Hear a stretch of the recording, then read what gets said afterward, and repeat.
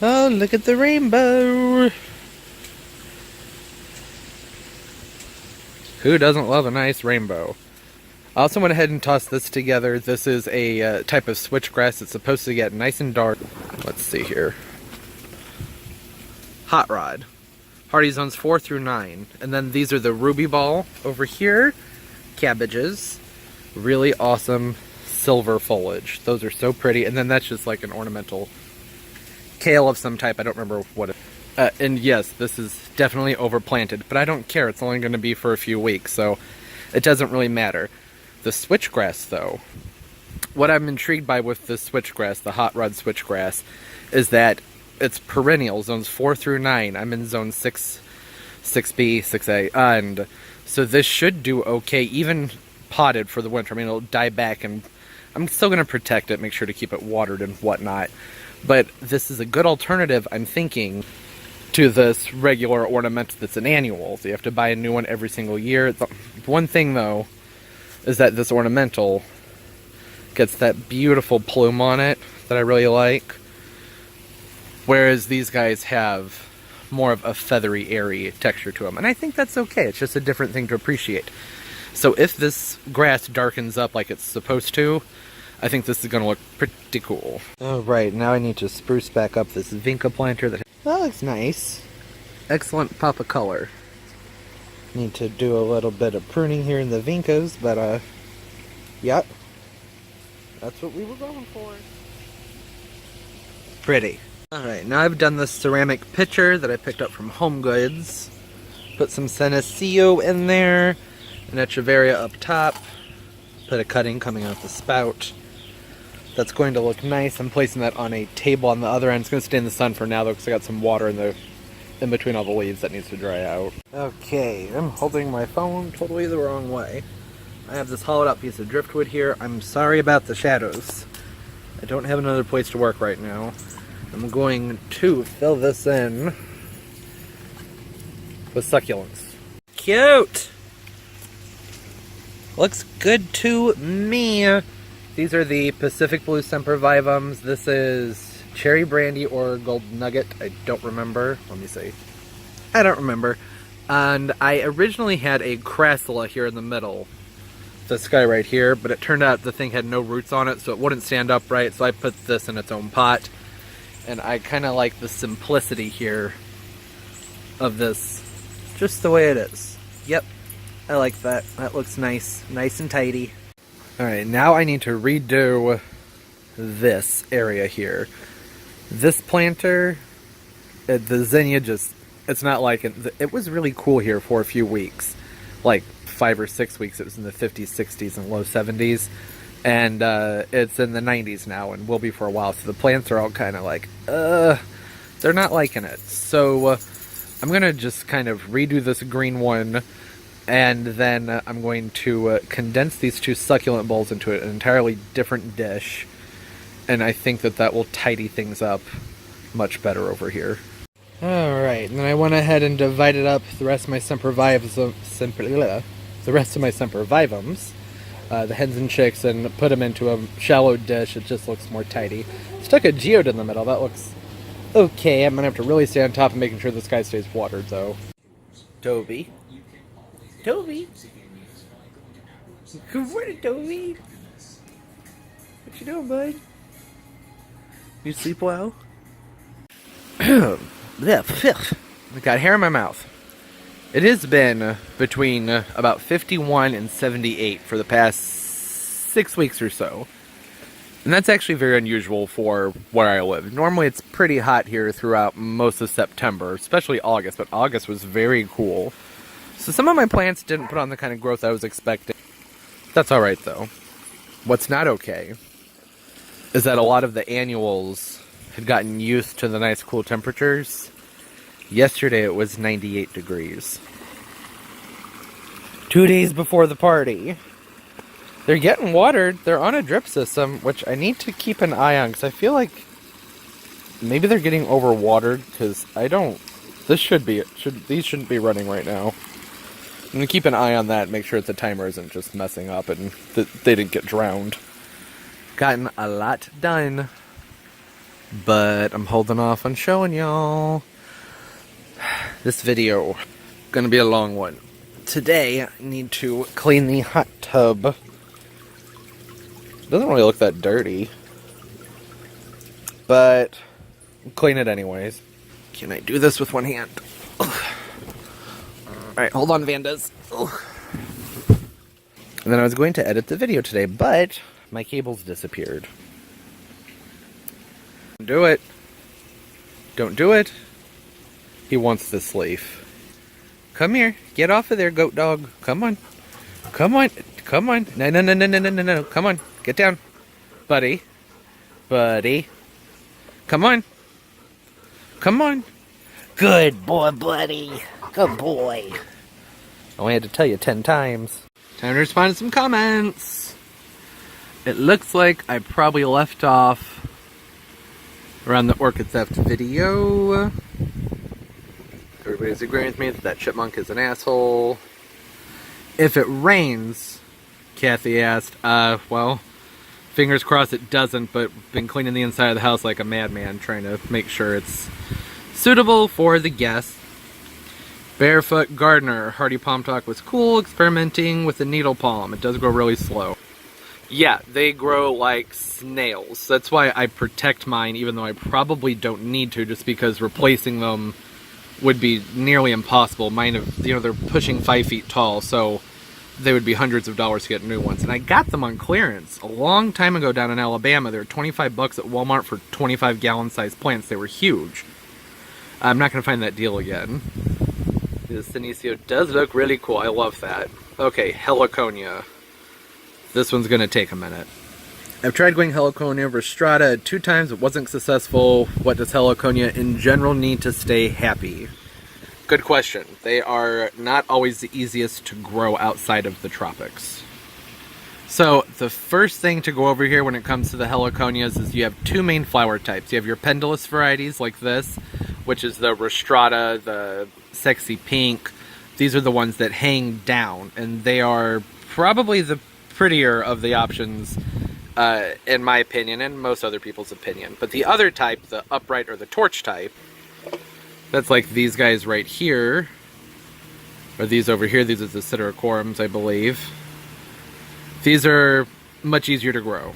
The reason for this, oh, my chair's squeaky, is that the pendulous Heliconias take 2 years to bloom, and they have to bloom off of their old wood.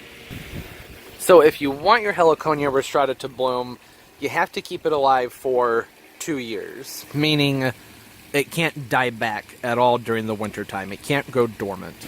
Or at least you need to keep, I'd say, a minimum of about 2 feet of the plant's stalk alive during the winter time in order to get to flower. Very similar to a banana. Heliconias are in the same family as bananas, as well as gingers, and just like bananas and gingers, lots of sun, lots of water, lots of food. The sun you can play around with. I'm going to go ahead and just very quickly talk about my Heliconias I grow, and they are pretty simple. I'm going to be very brief though, because I'm going to be doing a video on this, but I'm waiting for all my different varieties to be in bloom, because nobody just wants to look at leaves. Okay, so first are the Andromedas. Mine's just gone out of bloom. It has the seed heads on it still. These guys are typically just orange with a little bit of yellow on them.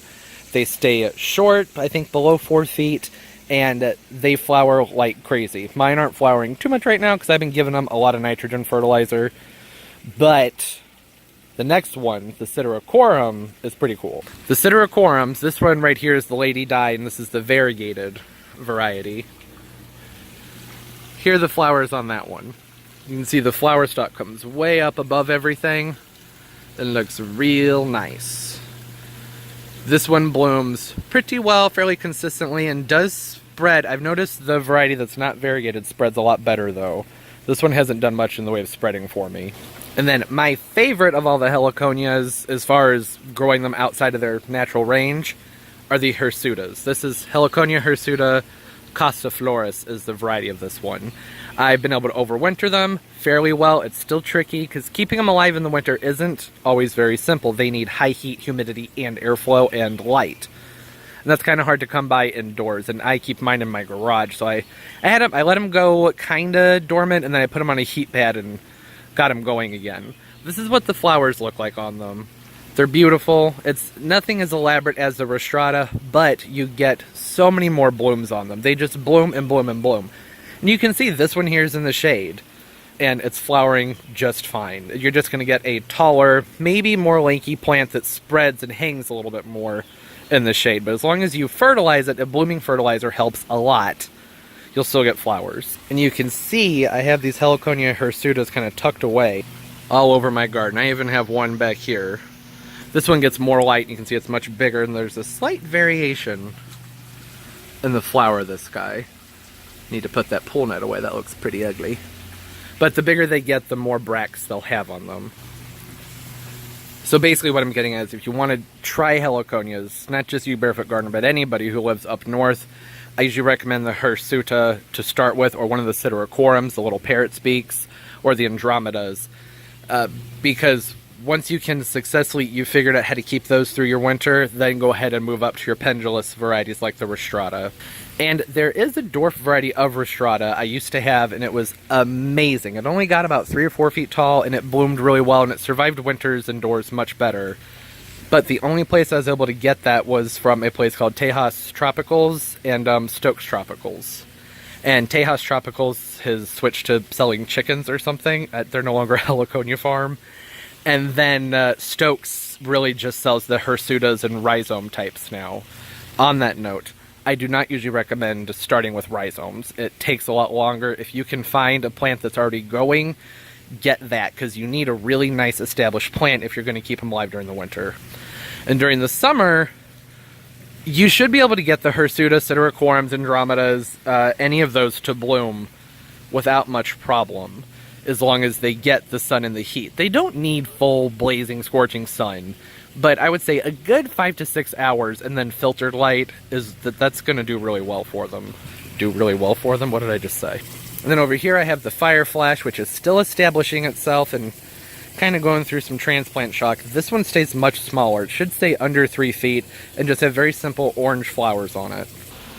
Okay, so in a nutshell, torch-style Heliconias are really the way to go to start off with. The rostratas, give it a shot, but the main thing is to really keep it alive that first winter that you have it, and then you should be able to get blooms out of it the second year, as long as it has that 2-year-old wood. Just the same thing as with the gingers, the alpinias. They need 2 years of growth to get the flowers, and with bananas. But not all bananas, but most of them. I also usually amend their potting soil with orchid bark. Not orchid bark that has sagum in it, but just like the Miracle Grow cheap orchid bark. I think they sell at Home Depot. I put that in there. It helps with drainage, and it breaks down, and it helps enrich the soil. Basically just a really rich potting mix that will also drain very well, but hold a little bit of moisture. Helps a lot, because otherwise you have to water them like crazy. I have all of mine up on drip irrigation, so that really once I have them hooked to my drippers, they take off once it gets hot out. This year, the heat's been weird, as I said earlier, so they're not as big and they're not as floriferous as they normally would be, unfortunately, because they just haven't quite had the heat to get them going. They had it for a while, and then it went away for 6 weeks. Alright, so that was a not-so-brief answer to the question about Heliconias. I'm going to be doing a video on that, but it's pretty much going to be everything I just said. I'll elaborate on things and have pictures and whatnot.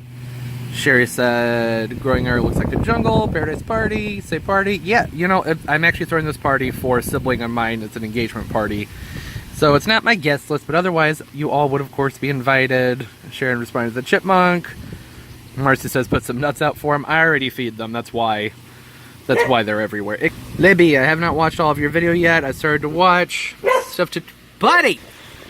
Sorry about that. Our guest dog is a little bit noisy. Finish up later. Yeah, it's a long video. Brianna, we've been talking about her vandas. She's been having some issues there. You keep the humidity up. She's soaking them. Maybe check the pH of the water you're soaking them in. That can make a difference as far as their nutrient absorption goes. And you can add very small amounts of fertilizer to what you're soaking them in. That can help a lot too. The Super Thrive works well, but don't use too much of it. That can help with that. You know, sometimes when they're really, really shriveled, it's more a matter of go ahead and give them their soak, but you might want to give them a quick mist a few times a day too to keep the humidity up around the base of the plant to help encourage new root growth. Did they die? This is in the video I did a long time ago about when my garage door got left open and my van is desiccated. Several of them did die. I didn't have time to keep them soaked as much as necessary. Kathy, this was on the video we already talked about, the Lespedezra. Yeah, that's bizarre, because they're usually renowned as being super hardy plants, so that's too bad. If you haven't tried the specific variety, Gibraltar, give that a shot. Otherwise, I'm not sure. Maybe amend your soil if necessary. I don't know if you have clay soil or not, but I've had mine in all the different types, and it's done well. Plant Delights Nursery is the main seller for the Gibraltar variety. PlantDelights.com, PlantDelightsNursery.com, actually. And they have lots of info on there about it as well. Denise said, pretty. I know exactly where I want to put one of those. Yeah, they're really pretty, aren't they, Amanda? Libby, she said the dead petals that follow the ground are nature's confetti. That is so true. Plant Maven, won't be long before the care. Yeah, I'm not going to take care of the chipmunk. He's going to have to just survive on his own. Alright, that's enough with comments for now. This video is already going to be a nightmare.